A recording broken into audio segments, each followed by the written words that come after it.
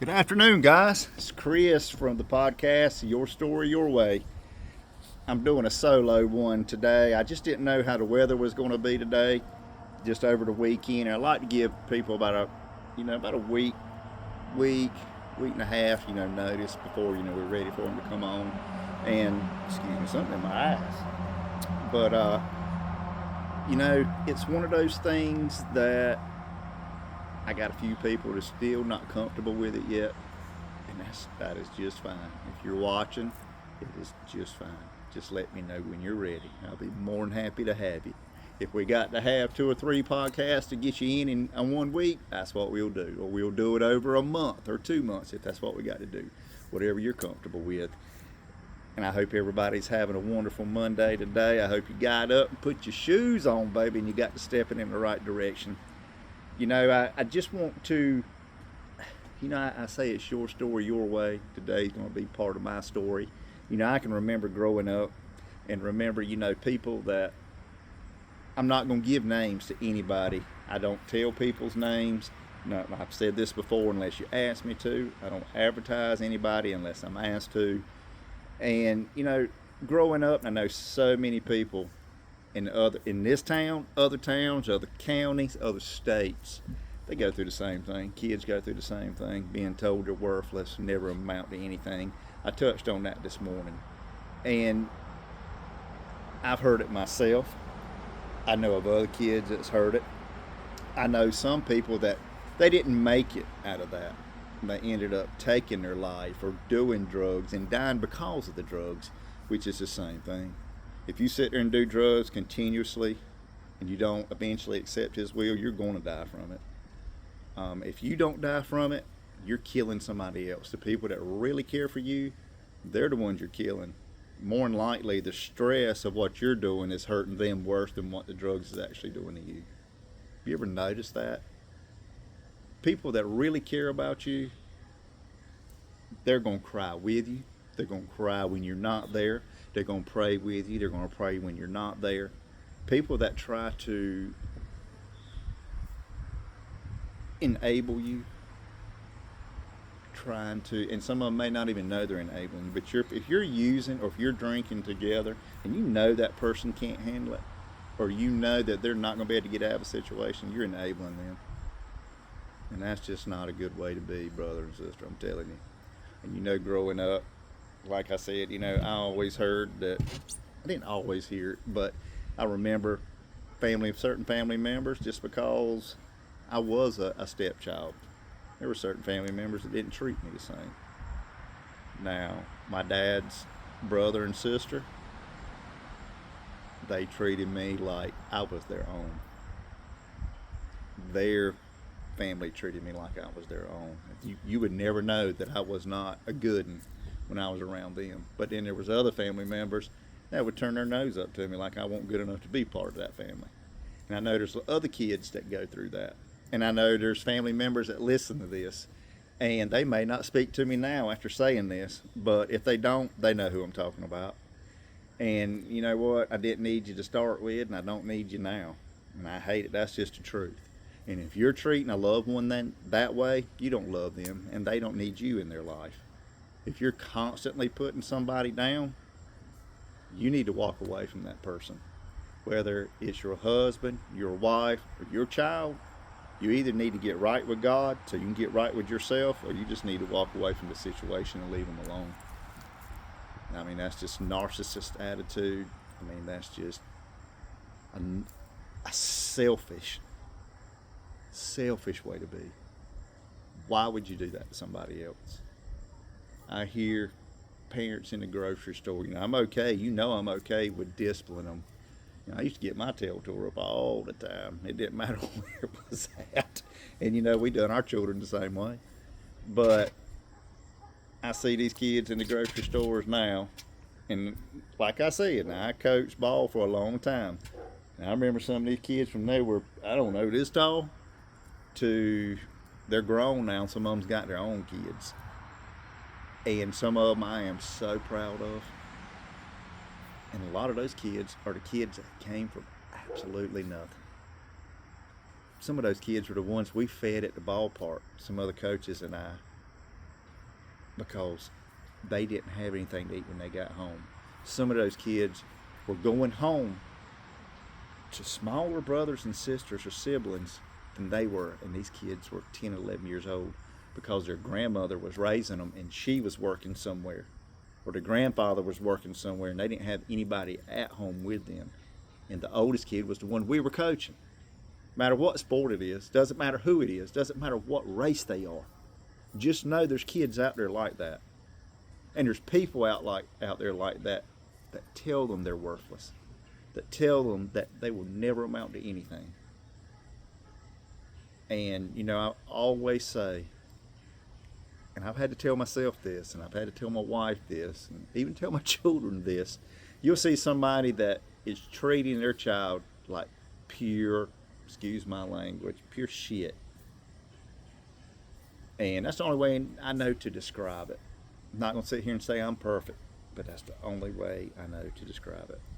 And you want to say something so bad, and I tell them that's not your child. I tell myself that's not your child. I'm telling you, I see you calling your child stupid, or they're not going to be worth anything in front of me, I tell you, I'm going to say something. You might wear me out, but I'm going to say it because it is not right. And until people start standing up for children, the ones that are going to run this country and this world one day, it's never going to get better. Until the parents start leading their children to God. And it doesn't have to be in the brick and mortar building to start with. Talk to them first about Scripture. Talk to them, you know, about the Bible. Talk to them about going to church with you. Or maybe, you know, start with, say, hey, once a month, let's do this. Now, it's not a negotiation when they live at your house and when they are minors. If they are minors, that's non-negotiable. You should get your tail up and take them to church. And I'll tell you how it was for me. I can remember the day that my wife looked at me. Now, one of my best friends, and I'm going to say his name because he's passed away now, and he wouldn't mind a bit because that was my brother. That was my brother in Christ. That was my brother here. That was my brother anywhere. And that was Uncle Mike Jessup. And my gracious, he would tear my children's tail up, and he would tell them, your daddy don't have to give me permission, or your mama, because I'm Uncle Mike. And if you do something you're not supposed to be doing and I see it, I'm going to wear your ass out. That's just that point blank. And there's a couple more that could have done it. But he was definite. And, you know, he was one of those people that we were so close, man, and he loved the same things I did. And we had some other friends that we all loved the same things. But Mike and I, we were just able to go fishing nearby every Saturday and Sunday. And we would take his boat, and we would haul tail down to the beach and go fishing Saturday and Sunday. I mean, we'd flounder fish, drum fish. We would just fish, whatever kind of fish that the Lord would get to bite our hook, boy, that's what we was doing. And that was back then, man, we was drinking and doing a little bit of everything back then, just having a good time, you know. And he was always so understanding. He always encouraged me. That's how I knew he was my brother. He always encouraged me. He'd be like, Butler. He'd be like, you know, why, man, you get mad, man. You know, I don't have a wife at home. I don't have to go home to a wife upset or disappointed in me, man. If you need to go to church Sunday with her, that's what you need to do. And one week, and it was like 2 weeks after Uncle Mike said that. Now, take in mind, this was at Lipstown Baptist Church, and my wife had been taking my kids for several months, maybe even a year, without me. I was not going. I was made to go to church so long, and once I turned 18, and once I moved out of my parents' house, and they didn't go to church, hardly. I just didn't go, wasn't going to go. Not that I didn't believe in God. I knew God. I believed in God. I wasn't around like-minded people, and I was getting, not necessarily in trouble, but I was doing things I shouldn't have been doing. And I wasn't living the life that God wanted me to do. I wasn't doing things, living the life my wife wanted me to do. I wasn't being, she'll tell you, like I've told you before now, I am the wolf. I am the alpha of my pack. I will fight with them until my last breath, but I wasn't leading them like I should. And I was feeding them food. I was giving them shelter, giving them clothes, but I wasn't feeding them the word. I wasn't telling them what God have, laid on my heart to tell them. And my wife did. And we read them Bible stories and everything, and I did all that. But then they would see in my actions that, hey, Daddy's not living the way he's telling us to live. And when you see that in your child's eyes and you don't change, and when your wife looks at you, all in the same week. Now, this is 2 weeks after Uncle Mike said that, but this all in the same week. One of my children said that to me, and just a look in his eyes. And then my wife said, honey, how can I take your children to church? How can we teach them to go to church when their daddy won't go to church with us? And that hit me somewhere that I never even thought about. I mean, it was just like so deep. And I started going to church. And then we got saved. But you know what? I wasn't drinking like I used to. But when I wasn't working, I was drinking. I used to drink every day and all sorts of other things. And when I got older and had children, of course, I've told you, I was able to quit the alcohol when I seen it get to be too much. I was able to quit the drugs when it was getting too much. And that was before I had children. That was before I got married. Now, the alcohol wasn't, but the drugs were. And whenever I got married, there was things we had to work on. Just like to now, January will be 26 years that we've been together. June will be 24 years we've been married. Do we have fights? Of course we do. Are we perfect? Absolutely not. We're not this cookie cutter picture of a family that you see people that they try to portray that. And I say that to get back to where I started the story at, about the way people treat your children, or the way somebody that supposedly loves you treats you and calls you worthless and stupid and etc. Just because they look perfect on paper, there's probably about an 85 to 90% chance they're not. Let's say it's a family of 5. Let's say it's husband and wife, 3 children. There's going to be one of those children that's felt like that they're not treated the same, loved the same. One of those parents are going to notice that, and they're going to blame you for this or you for that. Y'all going to start blaming each other. And that's where a lot of the fights come in, and then the money situation gets into it, where you spent this and you done that. If you're not able to compromise, you should never get married. If you're not able to encourage your children and not call them names and tell them they're stupid and worthless, you shouldn't have children.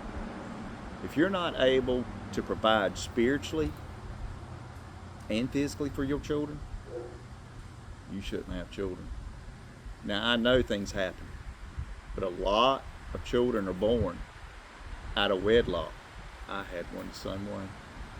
I will never deny that. Wasn't using protection, just like so many others out there. I'm not scared to talk about it. Now, a lot of the people that are scared to talk about this, they're the ones their children are doing it. They're the ones that are having children, and their children are having children. That's where you get children raising children, and they're not disciplined. Good gracious, you got people that's 20 years old and got children that are 7 and 8. Now, I understand circumstances happen. People, God forbid you get raped. I understand those things.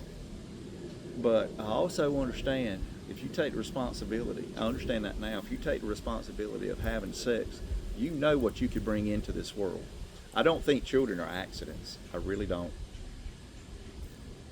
I think that if it does happen, you better be willing to take that responsibility that God's give you Get rid of your Xbox and your PlayStation until you can handle the responsibility that's been given to you.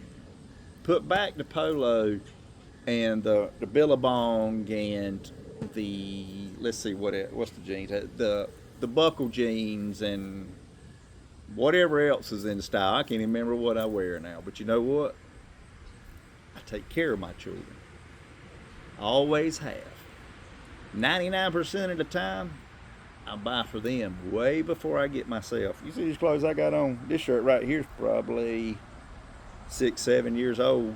Now, one thing I do splurge on myself is shoes. Now, I've got probably a pair of shoes for every outfit. Love tennis shoes. I love cowboy boots and dress shoes. Well, just shoes, period. I'm getting a little off subject here. But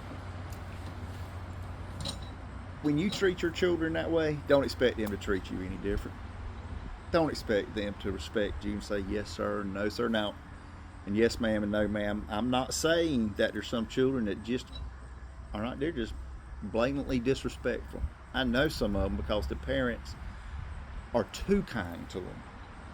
They're not trying to be their friend. They're just trying to overly love them through whatever's they're going through, and what they're doing, they're making the problem worse.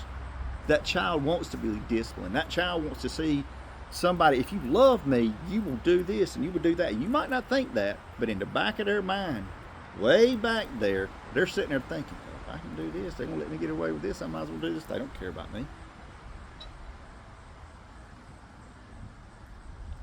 I hate to, like I said, I won't call names and things, but I can remember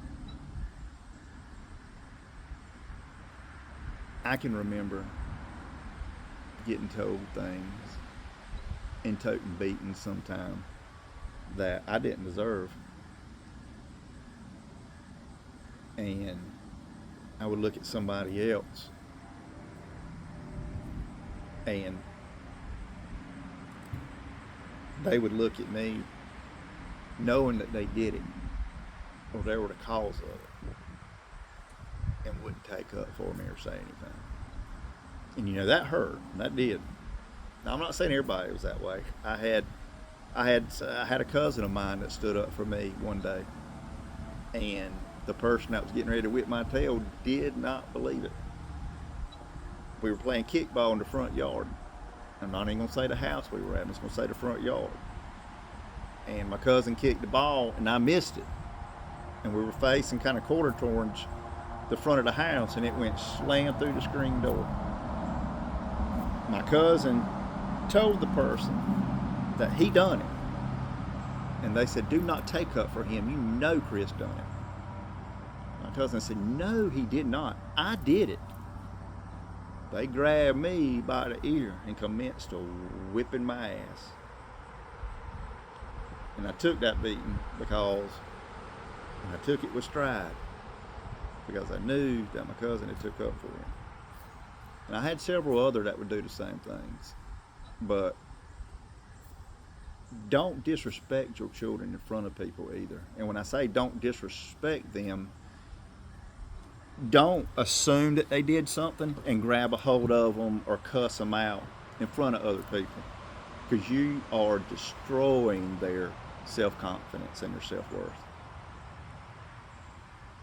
I can remember one time that it was at Thanksgiving. Like I said, I'm not even going to say the house that it was at, but they had a Polaroid camera that had been sitting on a dresser for no telling how long, had dust on it.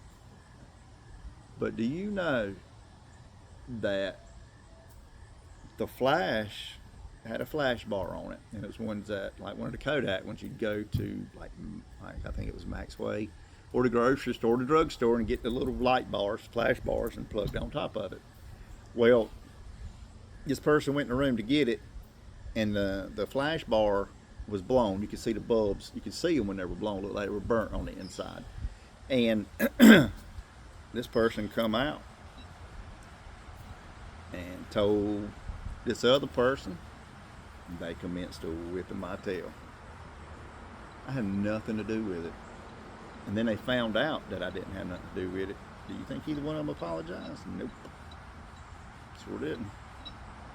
And I'm telling you that to tell you, when you do that to your children, or you do that to your spouse, or you do that to an elderly parent or grandmother or anybody that you love, you supposedly love, you are killing them. You are destroying them from the inside out. If it wasn't for my wife, oh my gracious, she's an angel from God. There's no telling what I'd do. I mean, that is fate all day long. I walked out of the store one day, and one of my best friends, and it's another one, I had a lot of good friends, growing up. And this one, bless his heart, he's passed away too. And his name was Anky. And he was a funny old fella. Oh, gracious, I was leaving the hog farm. Actually, I'd already come home, got a shower. This 26 years ago, this January. I think it was January 8th, maybe, of 2000. I was coming out with a case of Busch Light. Anky was coming in, had a Marlboro Red, and going in to get him some beer. He said, "Hey, Butler," he said, "what you gonna do tonight?" I said, "Man, I just got off, had a bunch of hogs going out, had to clean some houses, got a case of beer. I'm going home. I'm gonna drink this case and go to bed." And like I said, now I used to be able to throw them down. I'd drink a case of beer.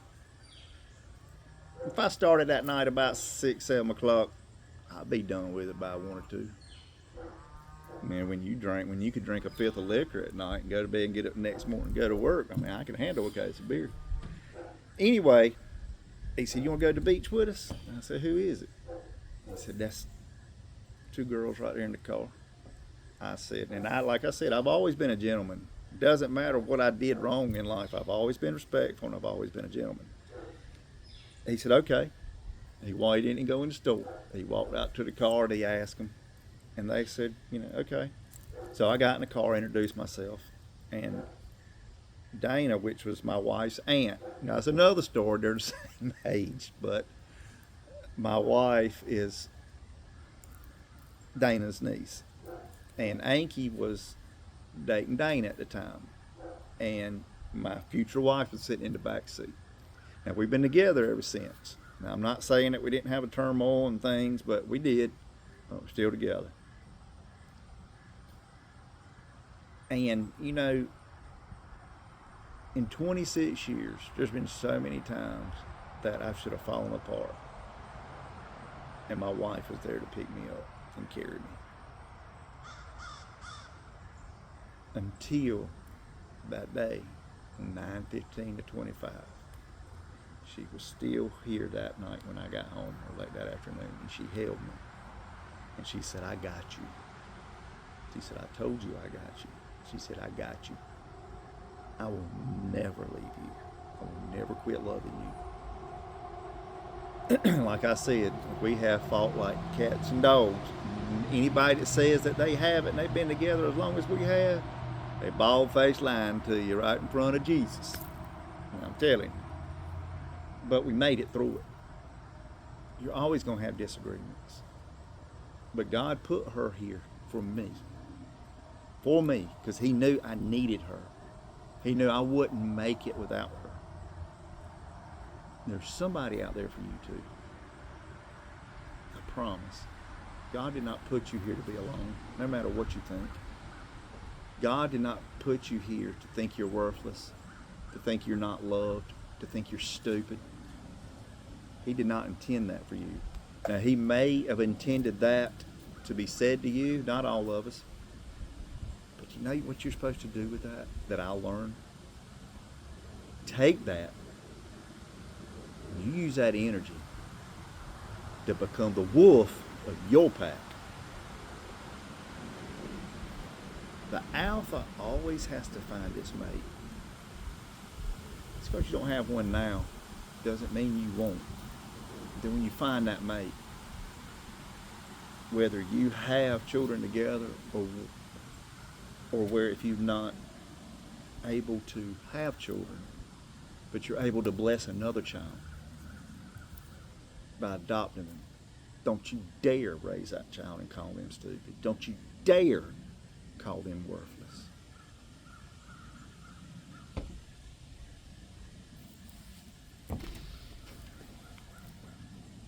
Sorry.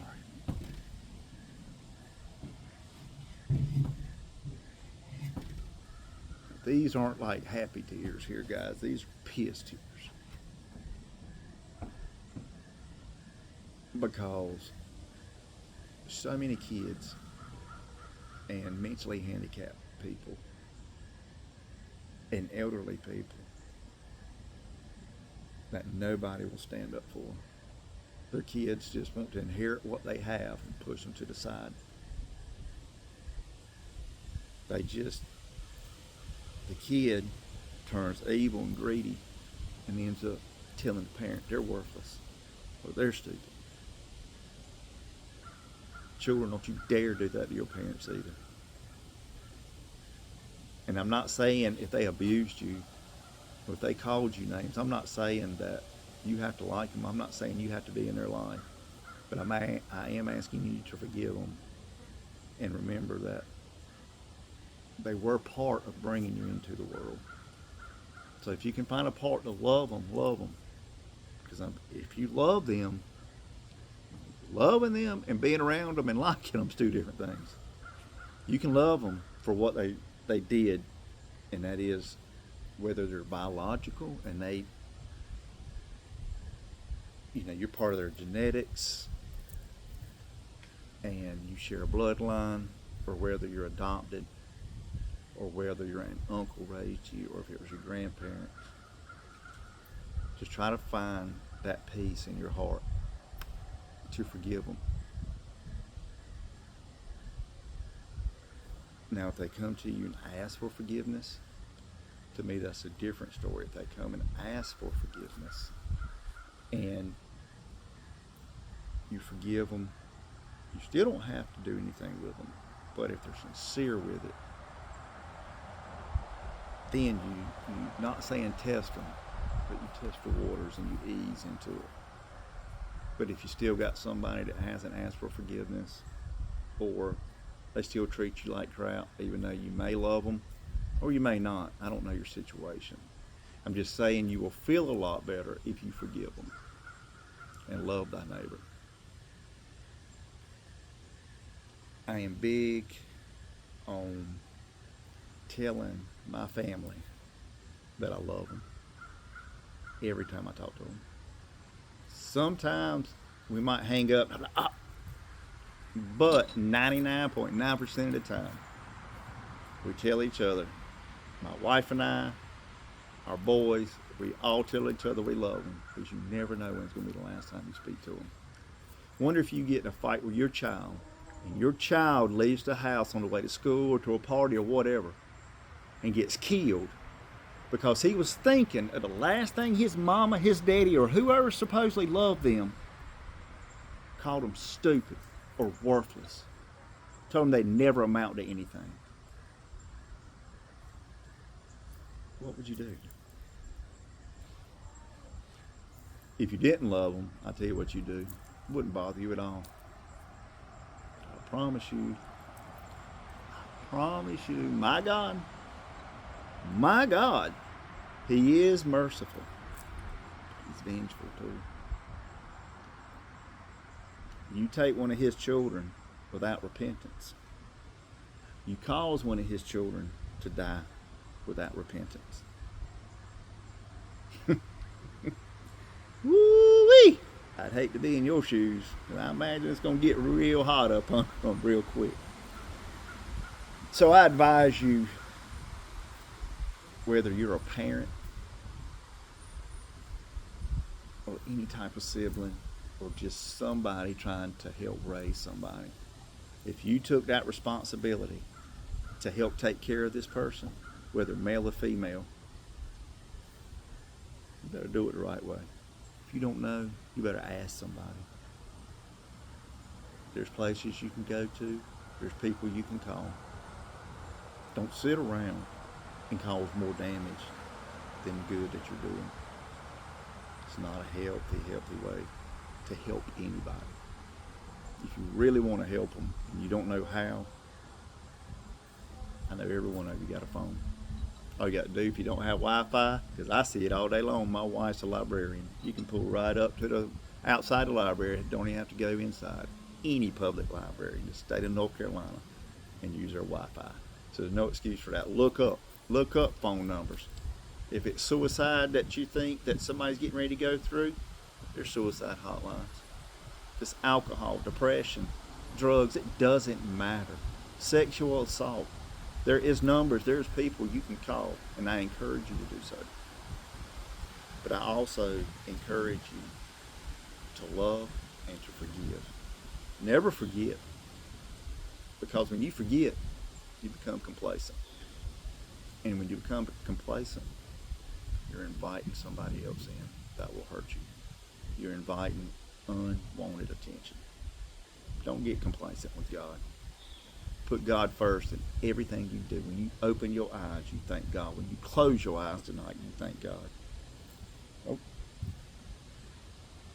It doesn't matter what you do. Please put Him first. It doesn't matter what your child looks like, what your child acts like, what kind of disability or capabilities they don't have. You love that child like he is a gold medalist Olympian. You love that child like God reached down and said, here, and put him in your hands, because that's what He did. He gave you that child to look after and to care for. If you raise your child right and you pray continuously for them, hopefully eventually they will turn back in the right direction. But that's all you can do, guys. You can't make them do something they don't want to do. But you can keep praying. Don't keep pushing them away. Keep praying them forward.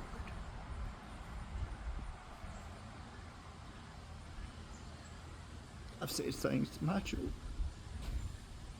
and my wife that I regret. There's a lot of things in life I don't regret because that made me who I am today. But the things I've said before, and to see the look on my wife's face or my children, the hurt and the disappointment.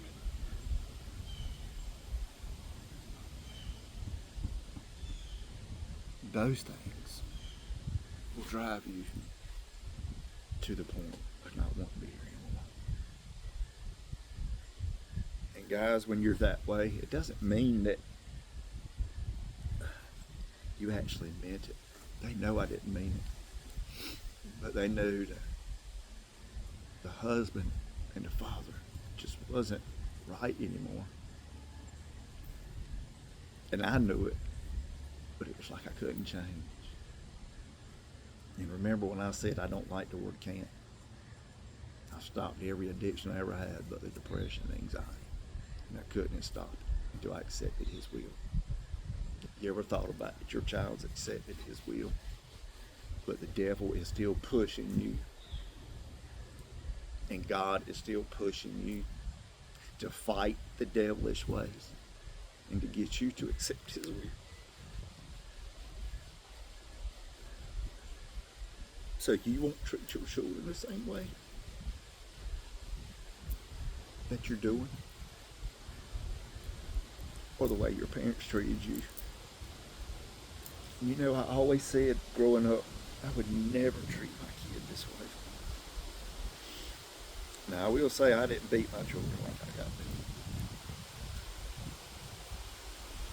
But I will say that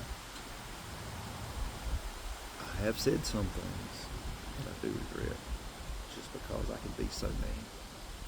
Now, I'm not going to call my children worthless and tell them they can never do anything, because that is just so detrimental. Because like I said, I know all this stuff from experience. I'll never call names about it, but just understand that I know from experience, and I know what it feels like. And I know what it feels like when you supposedly have family, and they'll walk right by you on the street or in the store and won't say a word unless your mom and daddy's with you. And some families, you're getting treated like crap both ways. mom or your daddy are both treating you like crap at home, and you don't feel like you're loved, and then when you see other family members, maybe somebody you feel like you could lean on, and then they talk crap about you, or they tell you, well, you shouldn't have done this, when you know it wasn't your fault. But I'm telling you, God will never, ever tell you it's your fault. He will forgive you. He will love you. He will never leave your side. He will never kick you out.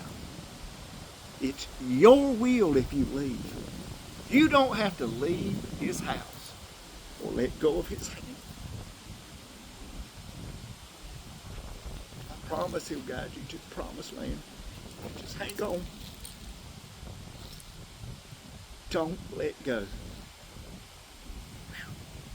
This is why I don't like to do these things by myself, because I know this is going to happen. But anyway, I'm excited about this coming Friday night. I got a school that I'm going to Friday afternoon to speak to the kids and the football team and whoever else wants to listen. We're feeding the players and the coaches a hot meal afterwards. Then the very next weekend, I'm traveling up to the northwestern part of the state. Got another Friday of speaking and fellowship and a good hot meal after that one. And I've got another one with I'm not even going to say it. I'm getting ready to say former, but it is a former, but getting ready to go to their school. And I'm going to speak at their school that they're employed at now and speak to their kids and hopefully feed that team a good meal after that pounding they give on the opposite team. And I'm going to tell you guys, if you see me at a school and I've already been to your school, you're playing the opposite side, listen, don't get mad at me, baby, because I'm going to pump them up just like I pumped you up. Just remember, when both teams takes that line, you may not be friends on the field, but you're brothers in Christ. Pray together before the game, pray together after the game. Be warriors on the field for your school, for your team. Be respectful for your parents, for yourself, for your school. Most of all, respect God. If you respect God, if you do that first, all the rest of it will fall in line, Daddy. That's all you got to do. Yeah, have y'all ever seen when I start talking about God, or like when I say I can do all things through Christ who strengthens me, the smile that's on my face, it's just I can't stop it. And I want you to be able not to be able to stop the smile or the happiness. You know, this is how I know that this is God's will. Not only did he tell me and let me feel it, every position I've ever held, even some of them I really liked, I wasn't happy doing it. I was not happy doing it. You know, now I wake up and my eyes just pop up. First thing in my head is, get up! Put your shoes on, baby, let's go. And I do. I get up, I read the Bible. I don't touch my phone. Now I do crack that Diet Mountain Dew in the morning. But you hear what I said, Diet Mountain Dew, it won't Busch Light. And that's my coffee. I don't drink coffee anymore. Diet Mountain Dew is my coffee. In the can, baby. Ice cold. Excuse me.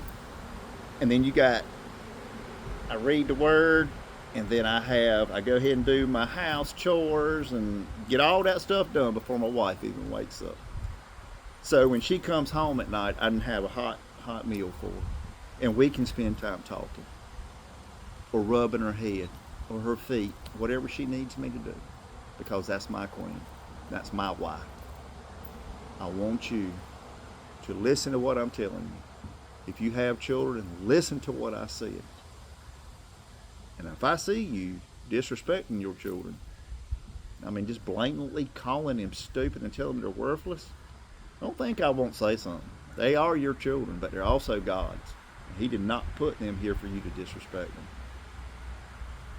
I just that's like hitting a woman in front of me. You just can't do that. Don't ever lay your hands on a woman. And females, don't provoke your man to lay their hands on you. Don't sit there and hit them and push them and hit them and push them. Because a man can't take so much. But guess what? For both of you, when you get to where you can't take it no more, in any situation, look up and cry out to him. And I promise you, he will answer. Just thinking about it, just seeing his face in my mind, holding my hand. Woo. You hear my legs and rubbing on this chair. I just get antsy and excited about it. But anyway, baby, I look forward to coming to a school or wherever. I look forward to coming and speaking to you, speaking to your children, what I'd really like to. Children, at a young age, their minds are like sponges. When you teach them the right thing and teach them the right way to go, they won't forget it. But if you start out with them young and you start out calling them stupid and you start out calling them worthless and you start out blaring music that's MF this and SOB that and GD that and you're smoking dope with them in the car, how do you think they're going to turn out? Pay attention. Put on a condom if you're going to have sex and be responsible. Or keep your damn pants up. The butler did it. We'll be on in the morning. This is your story, your way. Check out Button Up's Food Court on TikTok. I love you. Later.